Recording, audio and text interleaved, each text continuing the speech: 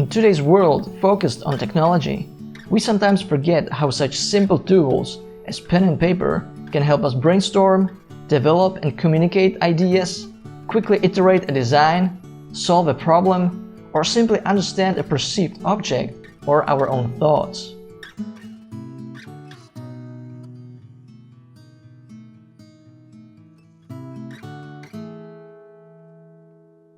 To help architects, designers, and hobby sketchers, I've put together my best practices on the basics of architectural sketching.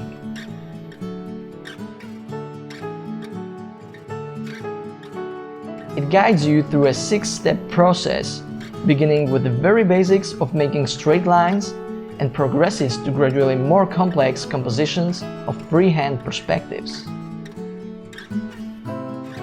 As opposed to most books, this one is not just for reading.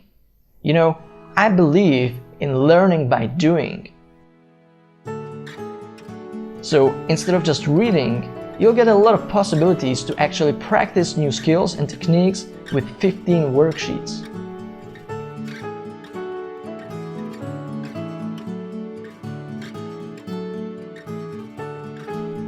This book gives you the roadmap and all the tools to master the basics of architectural sketching.